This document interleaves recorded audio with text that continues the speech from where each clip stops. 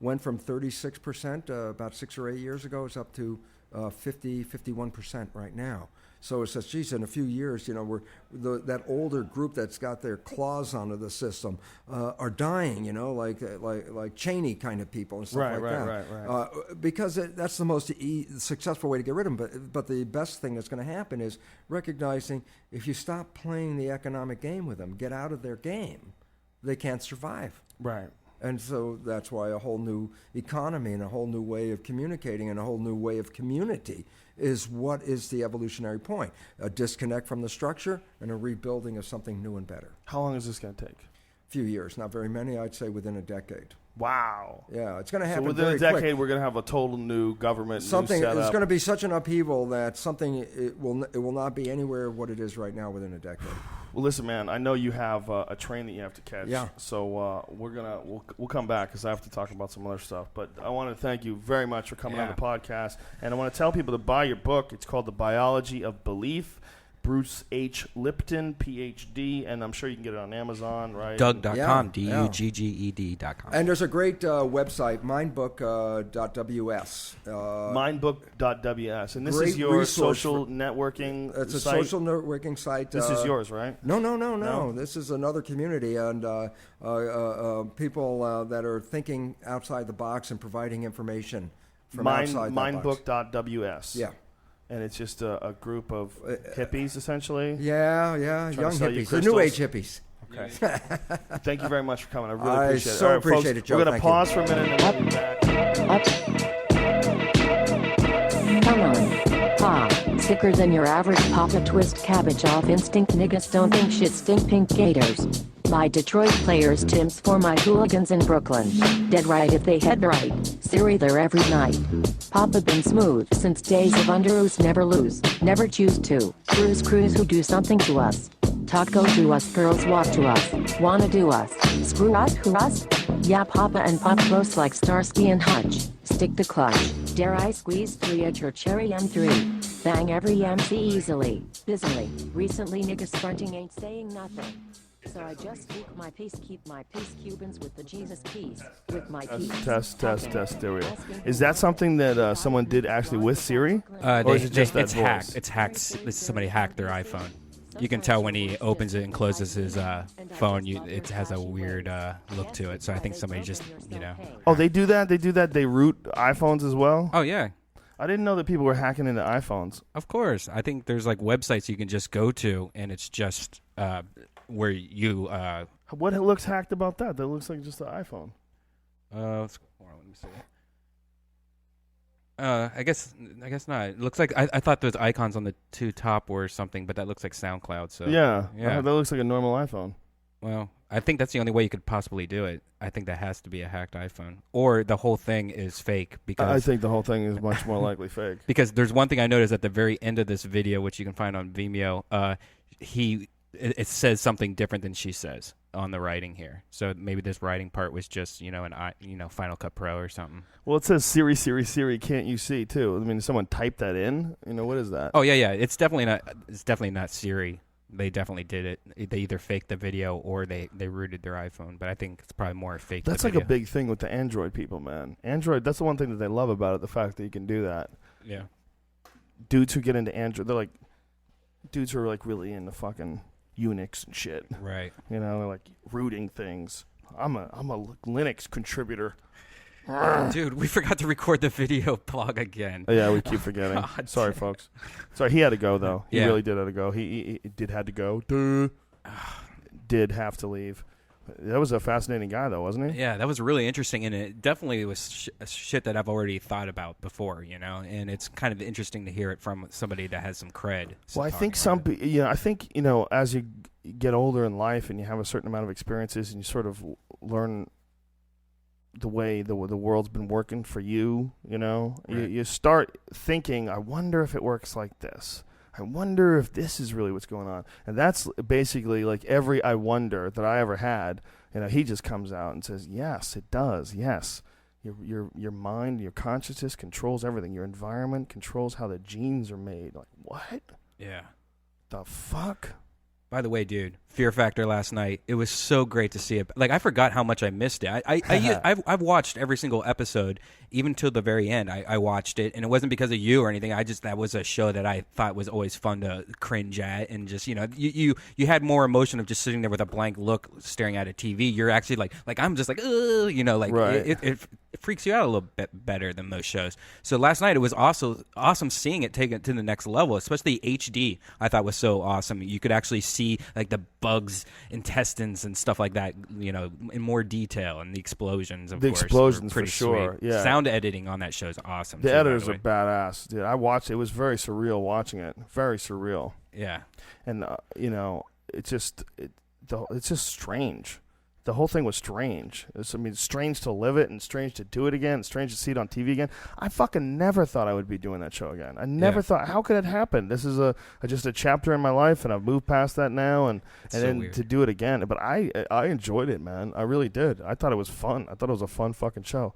Was that mom and son thing real? Was it's all real. That dude. was disturbing. Oh yeah. Well, you know what? The casting, my boy Rich really knows how to fucking bring these people in. Mm-hmm. They know how to pick them, man. At this point in time, too, there's so many people that want to do any sort of a reality show that you can find some real characters, man. You can find some. That one character, the guy that was like a self-motivator guy with the hot blonde chick, and he just left. She didn't know how to swim, and he just left her drowning like in the middle of the water. What the fuck was? I felt bad for that girl. You know, I felt bad that she didn't know how to swim and she tried to do that. You know, she wanted to win, and she thought maybe once she got in there she would figure out how to do it, but she didn't know how to swim. That was disturbing. They had to rescue her. It's weird. You guys, I think they had an idea. I think they had a plan. I think the plan was, he said, "I know you don't know how to swim, but I'll carry you." Right. I don't think you realize how hard that is to do. It's really hard to do, and you swim slow as fuck when you're doing that. Right. Like, you can't just swim when you're carrying someone's body. It takes a long time. It takes like more than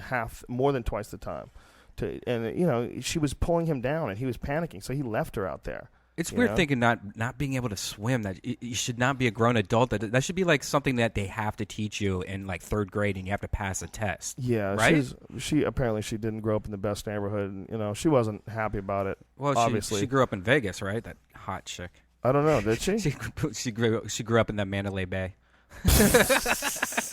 How dare you? She's so hot. She was so hot, that chick. She was very pretty. I wonder if she was like his friend, and they came on like as a like he hired her. Yeah. That seems like it makes more sense. Yeah, it's very possible. And then she just agreed to get on. I mean, why not? Why not just say it's my boyfriend? I mean, I would do that. Yeah. Shit. You want to get on Couples Fear Factor together? Do we have to be couples? Yeah, we'll just pretend. Okay. That's why he left her in the water. That makes 100% sense, right? Well, you'd never leave your girl in the water. Well, if you thought you were drowning, you might. If you thought someone would rescue her, if you separated, you might separate. But you would say something, save her. You would say, save her.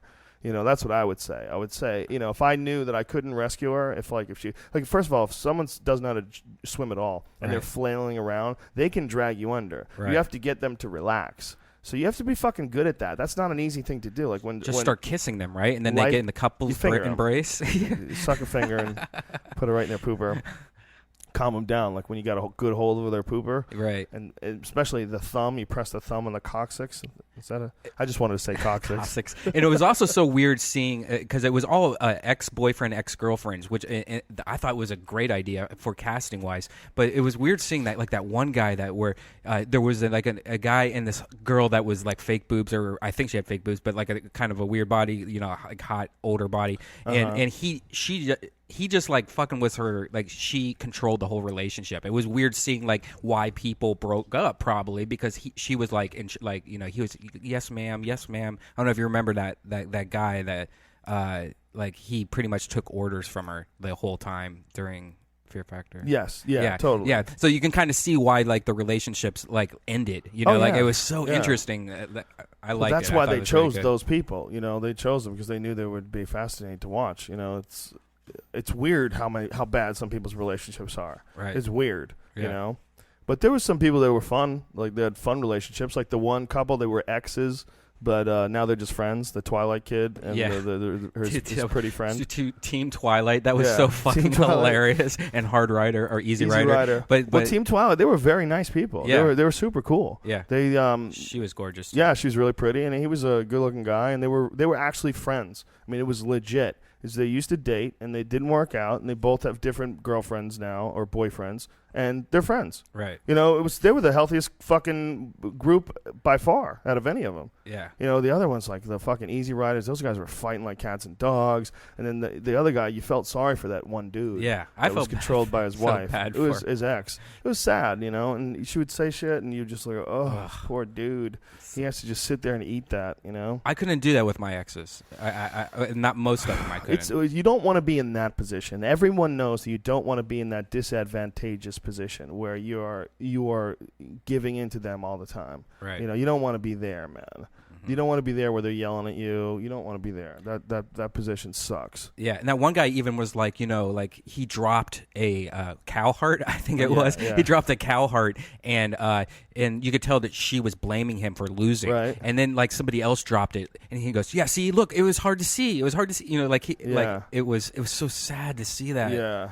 So yeah, sad. it's hard. It's hard dealing with people like that. Not dealing with them, I mean, but, you know, being around them and going, hey, you guys are just fucking up each other's lives. Yeah. You need to get the fuck away from her, dude. Yeah. I know you feel like somehow or another you got this connection with her. Right. You know, you got to see her to get your kids from her. But other than that, stay away because this woman is chopping you down. Yeah. You know? Oh, it's that like dude some needs guys. friends. That dude needs a friend. When a dude can't get a chick anymore, when a girl is no longer impressed with a guy, when the fucking magic is over and she is not attracted to the guy at all, that is the worst time you can be around that girl. Because she will have you feeling like you are worthless. And that will, in turn, it's not going to motivate you. It's going to make you feel like shit, and it's going to probably ruin all these other aspects of your life, too. So if you're on a regular relationship with someone who treats you like shit and is not whatsoever attracted to you, that's devastating for you as a person. And so, like, while we're around this poor guy, we have to see this and, like, oh, you can't blame her. You know, you like who you like, man. But you gotta, you know, for him, he's gotta get the fuck away, man. Run. This is your reality you're creating, as Bruce Lipton would tell us. Yeah. Right? Yeah, exactly. Speaking of which, man, I have to apologize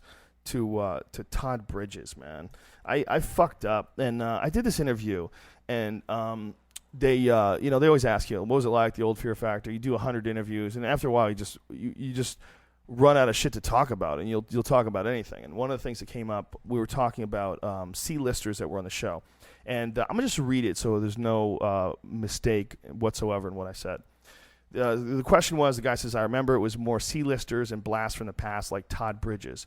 And I said, yeah, he was a really weird one. He's an angry dude. I think he murdered somebody. Yeah. Did he get away with manslaughter? I'm serious. You shouldn't print that. Because I think it says you shouldn't print. It said you should print that, but that's not what I said. I said you shouldn't print that because I think he got in some sort of a fight in a crack house and wound up killing someone. Hold on, let me fact check right now. They actually put the whole thing in, me saying, wow. Hold on, let me fact check right now. And then I say, yeah, Todd Bridges attempted murder and attempted voluntary manslaughter charges. He shot somebody, 5 gunshots and a knife wound. The jury acquitted him, though. That was 1989. He was 23 years old. Then I said, but yeah, I didn't enjoy being with him. He was a weird, angry guy. He blamed his losing on the producers like they wanted to get rid of him. There's some people who just think that the world is out to get them, and he felt like that in a big way. It was interesting from a psychological standpoint. This is one of the reasons why I said this. He got upset at me when he got eliminated from the show and wouldn't believe that he was actually eliminated. He believed that they wanted him to get eliminated. I went to shake his hand, and he wouldn't even shake my hand. He just, like, put his hands back and he walked away. I was like, this is so fucking childish. And then I thought about it. I'm like, this poor guy, man. You know, he grows up in the limelight on a fucking big show like Different Strokes. Like, try developing on television like that. And we've talked about that so many times, like how insane that must be. Try developing on television. Yeah. And so all I did was comment on him like, you know, like he wasn't a person. Comment on him like I wasn't concerned with his feelings, right, that he would listen to it. And despite the fact that, you know, he was in some sort of a situation in a crack house, you know, this was a long time ago. And, you know, I don't know him. And I just said it, and I shouldn't have said it. It's really, you know, even whether it's true or not is not the point. The point is there was no reason for me to say it. And he's friends with my friend Dave, and my friend Dave and him talked, and he said he's been sober for 19 years, and this upset him. And then I thought about it. I'm like, who the fuck am I to just randomly bring up some shit about some dude's past that's going to make him feel bad? You know, there was no reason why I should have done it. I did it. It was lazy thinking on my part. I should have never done it. And I should have, you know, looked at his life as like one picture. I don't know that dude. And apparently he's been sober for like 19 years. And he does a lot of good things and does interventions and shit. So I opened up my mouth when I shouldn't have. And I apologize. So Todd Bridges, if you're out there, please accept my apology. I'm sorry, I shouldn't have said that. He's right. I totally agree. I could have totally avoided saying anything about his past or anything about him as a person. You should take him to the office.